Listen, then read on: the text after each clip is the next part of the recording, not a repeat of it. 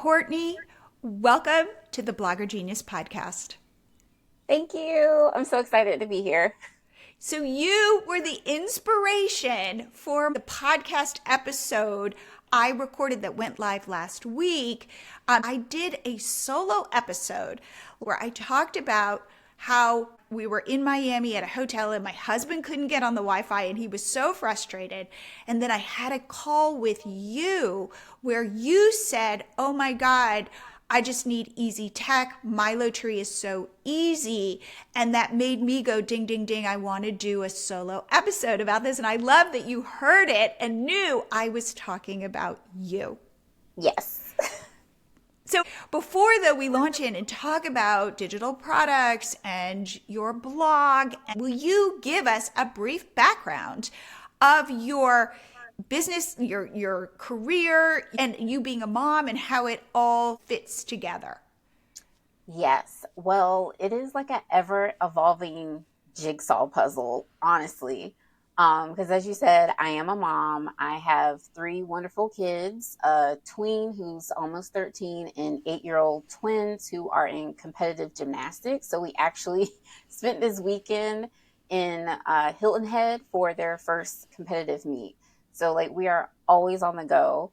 And then by day, I am a licensed psychologist in my own online practice. And then in the free moments, I'm a crochet designer and I want to help crocheters be confident in creating crochet garments. And somehow I do it all. I honestly don't know. I just kind of go and live and die by my calendar as well. Interesting. And we were joking that life, that it's messy. Yes. Yes. Oh my gosh. I had no idea I would have had to deal with so much technology just to play with yarn. I spend Mm. more time on the computer than I do with crochet. I really do, in trying to run a business. Okay, so first, what inspired you to become a psychologist? And then, of course, when did you get into crochet? Oh gosh. It was something in middle school that just probably something in class. I was like, you know what? I'm going to be a psychologist. And I stuck with it. I went through undergrad and then I went straight into grad school to get my doctorate. So I finished that in 2012. So it's been a while. I had to think about the And math. do you have a Oh, specialty? Do you work with a certain type of client or all clients? so I'm more of a generalist, but also solution focused. Like I really love helping my clients come up with like solutions to their problems. Like Mm. what is bothering you? Like what is really, really happening and what are you willing to do to change it? And then like, let's actually change it and not just talk about how we want it to be different. So Or talk sometimes about our that past for weeks on end.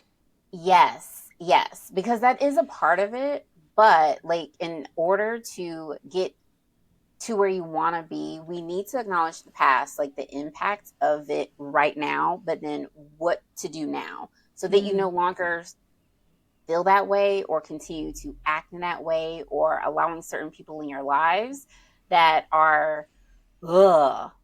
Like I had a recent session where they made a really tough decision for themselves and they went from like I want to take a leave from work to actually I'm feeling hopeful based on this one decision and following through. I was like, I am so proud of you for doing this Mm. for you.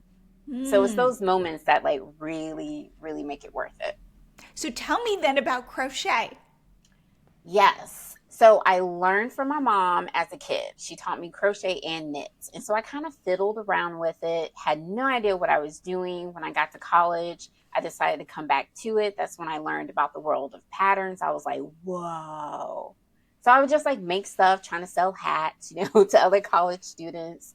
And then it was 2011. My husband's like, you're really good at this and you do this a lot. You should make it a business. I was like, okay. Had no idea what I was doing.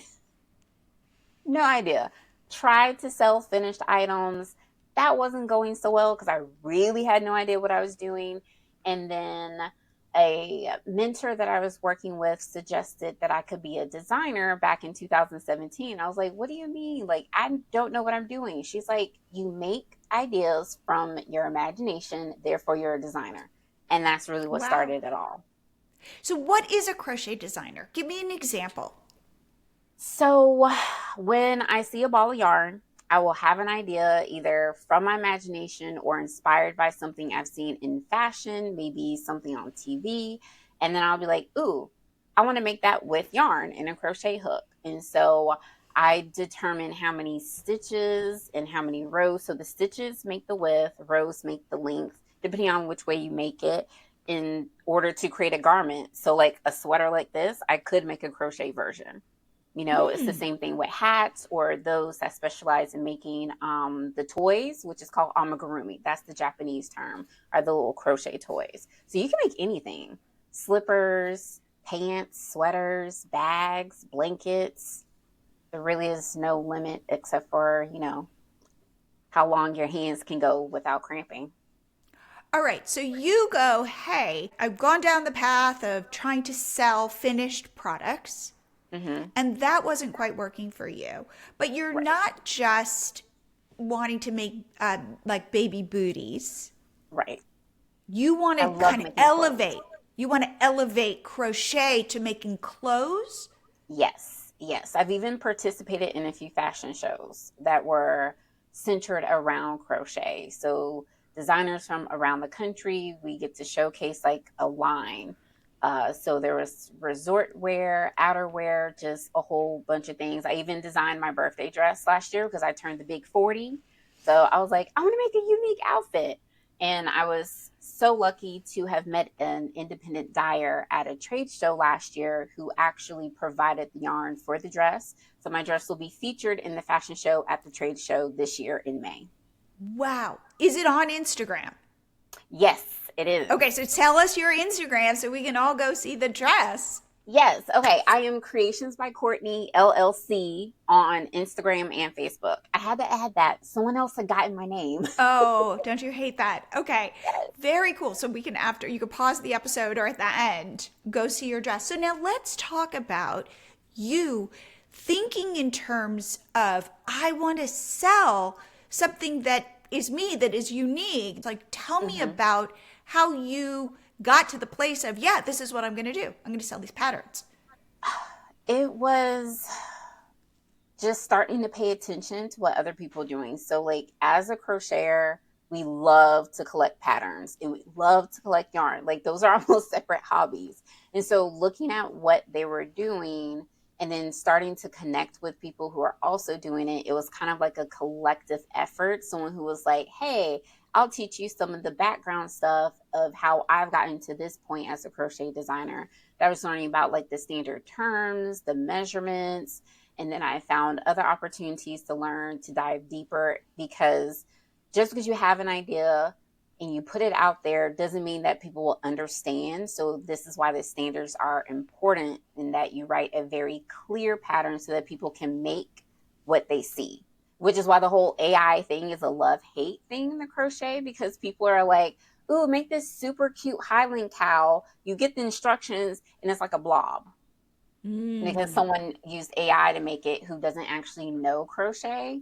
And then they're passing it mm. off as good work, which makes it harder for us designers that put a lot of time and effort to make really clear patterns so that if you see a Highland cow, you're going to get a Highland cow. If I make a sweater that fits well, you're also going to get a sweater that fits well. And there's lots of math, so much math.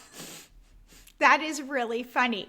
So you start, and what is the first pattern? You said, okay, I'm going to sell these. So do you have a community? Do you have an email Yes. list? Where are Yes. your people and how have you connected to them? And then what was the first pattern you started selling?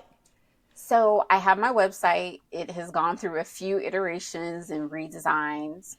And that's creationsbycourtney.com. Really easy, simple, same as my name. I do have a Facebook group. I recently changed the name to Confidently Crochet with Creations by Courtney. I know it's a mouthful, but I really wanted to emphasize the point of being confident, right? Because when I create a pattern, I tend to do things a little different than other people to make it look a little bit neater, or maybe even like add to your skill. Because I've had friends that would test my patterns were now friends. And they're like, I always learn something from your patterns. I was like, yes, because that's what I Mm. want. I want you to learn something while you're crafting, relaxing, and having fun. So, what was my first pattern? I want to say, if I remember correctly, way back in 2017, it was a hooded poncho. So I used chunky yarn. It's oversized and it's huge and it's heavy. So it's almost like wearing a weighted blanket, Mm. for the few days that it's cold here in Georgia. Actually, it'd be really helpful today. Yes, I get that. Okay, so then you say, I'm going to start selling these things. And what did you do? How did you set this up? So I learned about Ravelry. I'm not even sure how long it's been around. It's like a database. So you can put in the information about your pattern, the yarn, the hook size, and pictures so people can see. And then if someone makes your pattern, they can create a project that connects to your pattern so people can see like all the different versions. So this is Mm. where it helps when you can do pattern testing and your testers test the pattern for accuracy, and then they put up their picture so you can see it like in a blue or a green or stripes.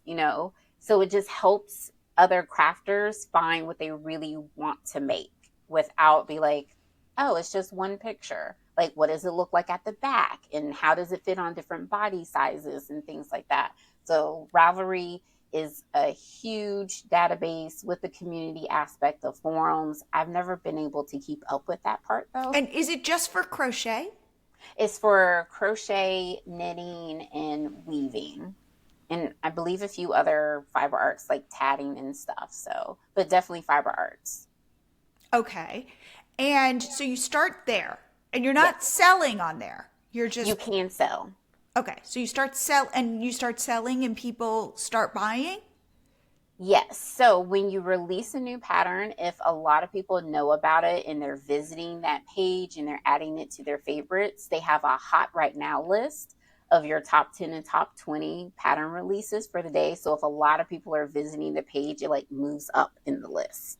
And so that's how people can then discover it, or people will be like, ooh, I'm making this. And then they'll share the link. And then that's how something can, in a sense, go viral on Ravelry. It's a Okay. huge thing for Rhinebeck, a fiber event in November.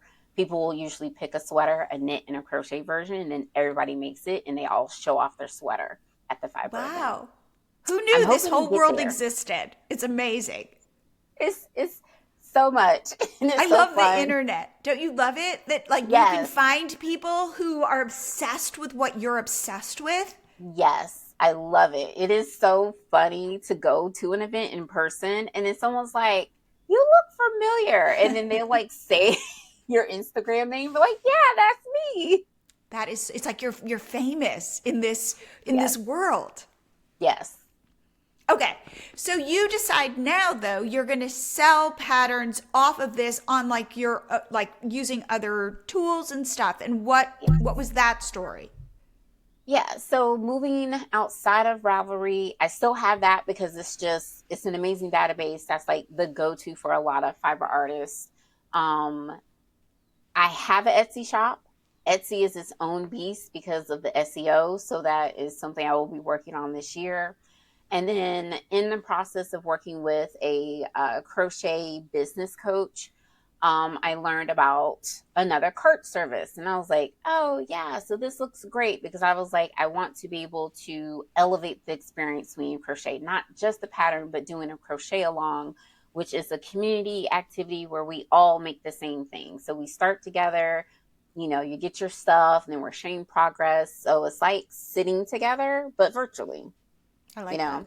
Um, and so that was a huge investment, and yeah, and complicated. It can do Okay, amazing so things. can I say what it was? Yes, So you bought ThriveCart, you bought yes, the lifetime deal with the Well, courses. yes, yes, Okay, and you're like, this is my solution.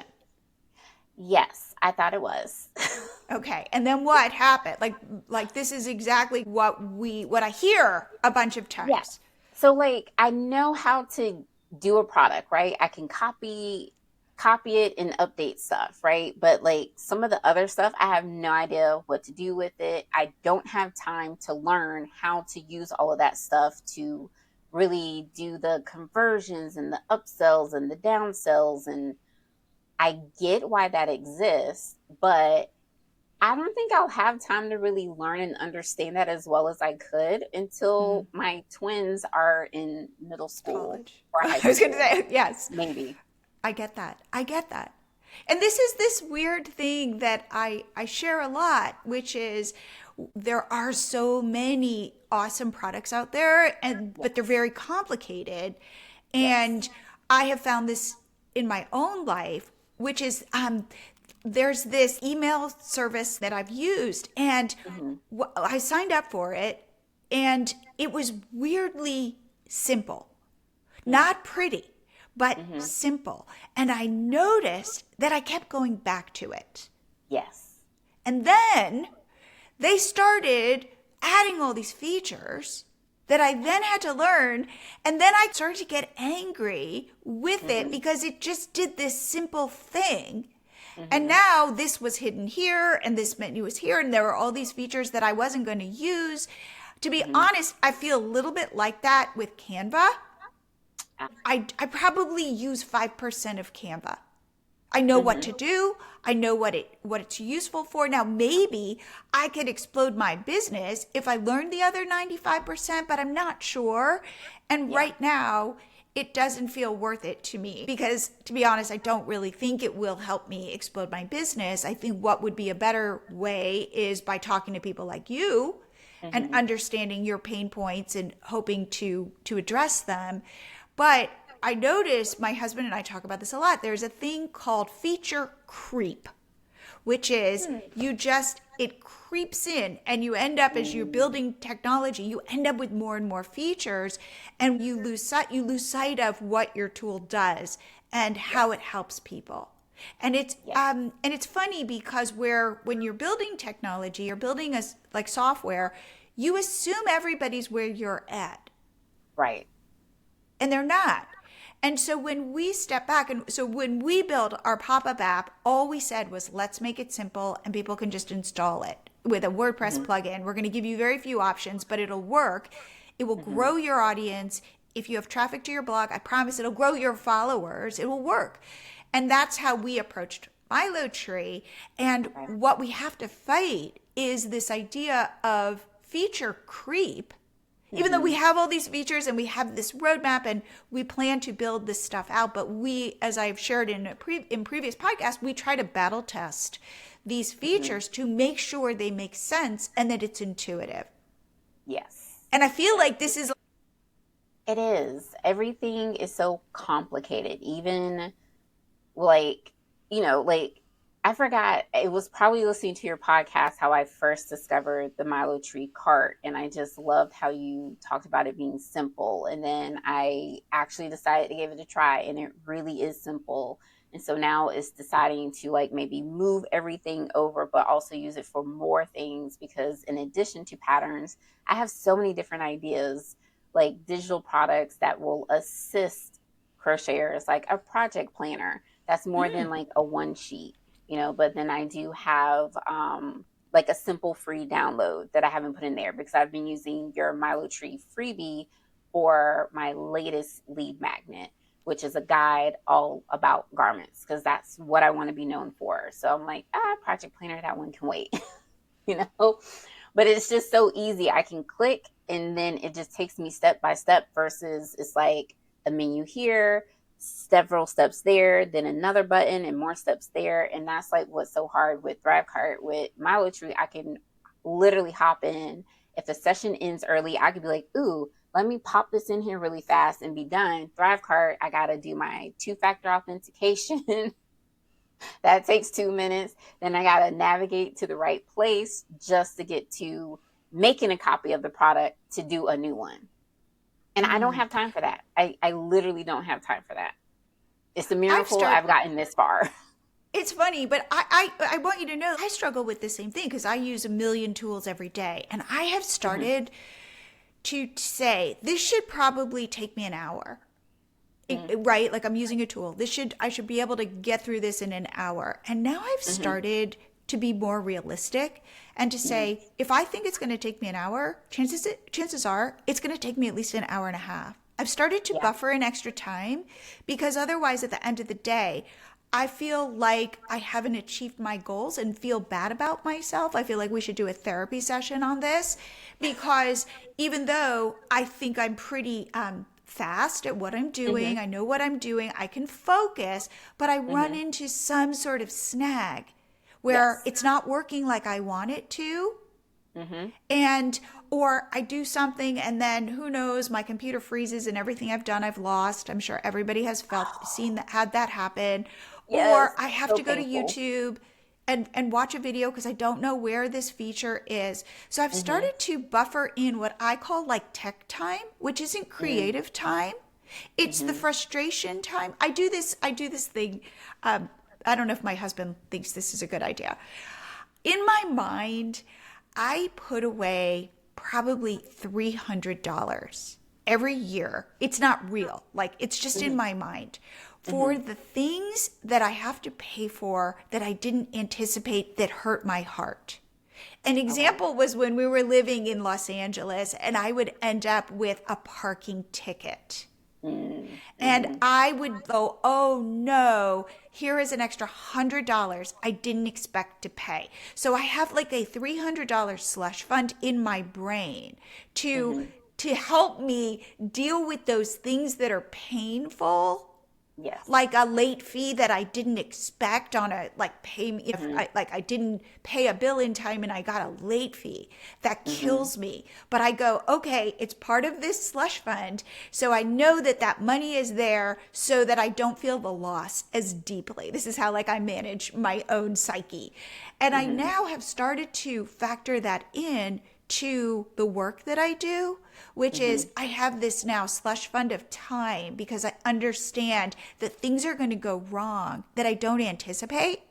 Right. And instead of feeling bad about myself because technology is hard, I just go, well, I'm going to chalk it up to it's part of this extra time, like to get to the airport or something, where it doesn't go my way.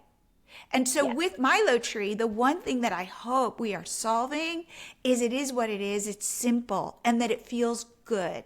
And therefore you can have an idea in the shower. Go to ChatGPT. Let's say you have an idea for your, what did you just say that you wanted? Like a project planner. And you go to ChatGPT, you could talk to ChatGPT and say, hey, here's what I'm thinking. How do I create this? Can you work with me on this? And it gives you some ideas and maybe it structures it for you. You can go to Canva and maybe use the 5% of Canva that I know how to use and create it. And then you can go, hey, I go to MiloTree. I know how to upload this. It will automatically create a sales page for me. And now within 10 minutes, I'm going to have I'm going to take a screenshot. This is what I end up doing, a screenshot of the PDF, put an image in, and now I can go sell that. Yes. That's what's so amazing about MiloTree, and I'm trying to convert a few of my friends. Oh, good. One of my friends already is aware of it. She's the one that actually put me on to your podcast, but I'm trying to convert a few other people because, again, we spend so much time on the administrative stuff as designers rather than actually just being creative. And so I do have a course. I have 2 courses, right? One is in ThriveCart because I need like that setup stuff, like their course platform. The other one I'm delivering by email. And I actually did your sales page because the first sales page for my other course nearly took me out. Like I stayed up late, I lost sleep trying to get it right because, again, everyone's like, you need to have this, and this, and this, and this. Like, I don't like long sales pages. I don't. I understand the psychology of it for those that are considering, they haven't decided. But if I know, I just want to be able to find the button and give you my money. And so I was And so I happy always say, to by do- the way, put a guarantee. Yes. Because it will then, chances are most people are not going to take advantage of your guarantee, but it's you standing by your product saying, if you dislike this, I'm not happy. If somebody came to you and said, Courtney, this product is awful, what would you say? I'll give you your money back. Exactly. I would But you don't ask want if an they're unhappy. willing to Yeah, give so it's feedback, but then just be like, well, here's a refund, right? And that took time to get there, to not take it personal, because it hurts. Because it like you put so hurts. much into it when you create a product, like I've put so much thought, time, effort, and when someone says you don't like it, it hurts. And we have a tendency to focus on the negative rather than the positive. And so that's something I remind people all the time when I happen to see, they're like, oh, I got this bad review on Etsy. It's just like, what about all the positive reviews, right? What about everything else you're doing everywhere else that is working? Don't worry about that person, right?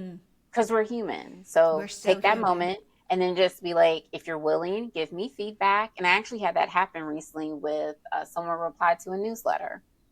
They don't like all the ads on my site. I get it. Mm. I don't have a whole lot of control with the company I'm with, but I'm hoping to grow enough this year to move to a different ad network where the layout will be user friendly while still generating revenue for me. I get that. I get that. Unless you're selling $5,000 coaching packages, let's say, hey, if you don't like this, I'll give you your money back. There is Right. something about that guarantee where people go, oh, you must believe in your own product that you would be Mm-hmm. willing to give me my money back. So therefore, it doesn't have to be like an insanely long sales page. And what we have found in our own testing is that most people are seeing your sales page on mobile. Mm-hmm. Mm-hmm. Therefore, you have to think about that experience versus I'm working on my laptop. I even have an Yeah. enormous monitor. So my experience is different. But Mm-hmm. go to your sales page on mobile. And if you're scrolling forever, that's not a great experience. So what we've tried to do is say, we're going to do the thinking for you. We're going to Mm-hmm. set it up the way that we know based on research sales Mm-hmm. pages work the best. Yeah. And we use ChatGPT with our AI prompts to write it. So we've Mm-hmm. spent a tremendous amount of time talking, or setting really trial and error, trying to get those prompts to optimize your sales page. And the thing that I always say when I'm talking to people like you, Courtney, is what is the emotion that you are selling? And then what do I get? Mm-hmm. But leading with what is that emotion? So for you, when it comes to your patterns, it sounds like you want to give people confidence Yes. and Yes. style. Yes. Yes. Something that you want to make and actually enjoy wearing. And how do you put yourself? This is the other thing I share a lot about. How do you put Courtney in the products you sell? Oh, that's a great question. I don't even know how to answer that easily. But people definitely know it's me, I think, from just how I style. I do all of my own photos. I have worked with photographers before, but I'm always the model. Occasionally, I will find a model to work with. But again, that's time. That's traveling into the city because Metro Atlanta traffic is horrendous. So, me and my tripod and my watch get things done. So I usually just show myself as a real person, but then how I do my introductions, I use casual, friendly language, especially even in my Facebook group. I do not take myself serious. I can't. Like, it's serious when I do therapy, mostly. Like I tell clients, I'm as serious as you need me to be, but I also use humor appropriately. So that's how I show up, is that I'm just authentically me. I don't mind the camera. Used to hate it, but I was like, you know what? I just have to be me. If they like me, great. And if they don't, that's okay because someone else will. That's it. I mean, that's the idea. I always say have opinions Hmm. and you will attract the people who go, whoa. Like, so for you, you are not, and we talked about this, you are not for the beginning crocheter. No. And now, if you think about it from a business perspective, that's like the biggest part of a funnel because people go, hey, I might want to crochet. And you're saying, no, I'm not for you. Right. I mean, you're welcome as long as you're willing to learn. But no, Right. I'm not geared towards a beginner crocheter. I want you to already know the basics, and then I got you from there. And I'm going to elevate you, and I'm going to hold Yes. your hand. Yes. If I'm you going to have be a your question, girlfriend. ask. I love answering questions. Love it, love it, love it. That makes my day when people are like, how do I do this? Or do you know how to do this? I'm like, yes, I got you. I will talk crochet all day, every day. Now, here's the thing, because you have a Facebook group, have Mhm. you thought about, maybe you have done this, turning it into a paid membership? I've thought about it, but I'm not sure where to start with that. But I definitely have thought about it. Okay. We can talk about that offline because I have some ideas for you, Okay. just in terms of how to, if people are excited Mhm. about this topic Mhm. and they are a couple of steps behind where you are, Mhm. and that you could be introducing new products, new challenges. So I know a bunch of people who use MiloTree Mhm. who have successful memberships. Many of them are craft memberships. Oh, nice. So they're crafting together where you've got the leader who Mhm. typically started with a Facebook group, Mhm. but to go deeper, to get more intimate, to Mhm. build the relationships, like when you're talking about you go to a conference and someone's like, wait a minute, I know you. Mhm. That when people can show up together with this thing that they love, it's so powerful. But the goal then for you is to be, hey, today we're going to talk. I know nothing about crochet. We're going to talk about a certain stitch or a certain Mhm. strategy or skill. It could be that you teach, talk, and then maybe you set up some time where people can crochet together Yes, I or used to people. do that. It was so fun. On And Fridays, we would just hang out and laugh and talk. And my twins would usually come in and they would start changing the backgrounds and make me look like a talking fruit. And they yes, miss it. I was just like, sorry, this thing doesn't do all of that. And they're like, oh, we're sad. But yeah, my friends are their friends. that's They're so social butterflies. that's so nice. So what I might do is go into your Facebook group and ask them. Okay. And if you have the time, I'm going to recommend it would be 2 hours a month. Oh, I can definitely do 2 hours a month. Like it'd be like the first Wednesday and maybe the third Wednesday of the month. You're just going to Hmm. meet on Zoom. You're going to have another Facebook group that's for your paid members where they can talk. And you just need 12 topics for a year because the second time will Okay. just be questions, uh, crocheting together. Yeah. And that ultimately the goal is to get the community talking to you and talking to each other. Right. Okay. Because I don't, the idea is that you find those people who cannot wait to show you and show each other what they are creating. Like, I'm sure your Yeah. husband loves what you do because he loves you, but he's Yes. not going to get as like jonesed up about No. something you've done. No. He's excited. He's so supportive, but yeah, he has no idea what I'm doing. But to find those people who will be like, oh, Courtney, how did you do that? Or to have somebody in your community saying, you're not going to believe what I did, or I tried Mhm. that thing, I was nervous and it worked.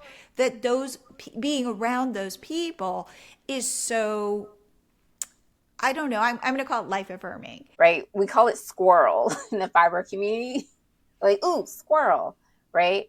So I have two dear friends. We've become friends over the years because we started What, as accountability where partners did you meet? through Facebook, through a Facebook group. Because we Wow. were all aspiring designers. One, she crochets, and so she does everything. She's freaking amazing. The other, she does knit and crochet. And so we started probably 7 years ago because my twins were babies when I first And connected with do them. they have businesses as They well? do. One actually just sold her business to retire, and the other, she's still running her business, and she has an amazing goal because she's going to purchase herself a new car with her business earnings this year. So she is on Nice. track with that. Nice. Um, but we meet regularly, And that's why I say don't do it alone, because there are times I have ideas. My husband, he's amazing, but he doesn't understand the nuances of being a fiber artist and how we do certain things. Like blogging is a big part of it because I put the pattern instructions up there for free, and you have the option to buy the PDF that we don't have to worry about the ads, and you usually get more details. So that's the thing, is be willing to learn and don't do it alone. And don't Mm. listen to the naysayers. There's always going to be someone upset on the internet, and it has absolutely nothing to do with you. That's so nice. Okay. Well, Courtney, this is really I'm so glad that we've become friends and Yes. that you have inspired me as well and has made me say, "Oh, we are on the right track in terms of no, like just like what you just like we're not for everybody." Right. If you want right now the upsells and like again with MiloTree, you can do coupons, you can create bundles, you can do upsells. But in terms of these very intricate funnels, and by the way, this is interesting. Nobody has reached out to me to Hmm. say I want a more complicated funnel, I which doubt they ever will. when you sign up for these complicated tools, you think, great, I'm going to have these elaborate funnels. And Right. and so we are always listening. Like if you're a MiloTree customer and you've got feedback for me, I would love it. Please let Hmm. me know. And we hear the certain things over and over again. Like we want this feature, and if we hear it a bunch of times, we get really serious about building it. However, it's funny the things I don't hear. Hmm. So talking to you validates to David and me, oh, this is where people struggle. I Hmm. struggle. He struggles. So maybe we could solve this problem. Because you had reached out to me and I had said, hey, could we get on a call so I could hear what your experience has been? Because you were so Hmm. positive that I was like, can I hear in your words your Yes. experience? No, and I appreciate your willingness to do that, because it feels like each few months it's getting harder and harder to get support with certain products, Mm. right? Or services. It's just like you can't actually get a human Mm. Yeah. And that, online in a chat or anything to help solve a problem. So I love how responsive y'all are when there is a question. Like most of them, I'm shocked at how quickly y'all respond. I'm just like, wow, they are on yeah. top of this. Well, because again, we care, and you're going to talk to David or me or one of our teammates, but we're a small team and Yeah. we want you to succeed. And we see the patterns. Like Hmm. I'm saying to you, Courtney, do think about a membership if you have the time. It doesn't have to Hmm. be now, but put that in the back of your mind because the crafters, if they can build that community and Hmm. get recurring revenue, you're not having to make that sale over and over again, Exactly. Because that's so hard. you know? Yeah. Or if you can get the sale, put something else in front of them related as an upsell, because again, that one customer, if they can buy more from you, in that Yes. if you made it easy to go, well, I know you like this. I always use this example. I know you want the hat. Then if I can sell you the gloves, it makes sense. So be Absolutely. thinking about how to offer the whole package. But I just, love the way you are. I love that you're creative. No, I love being a fiber artist.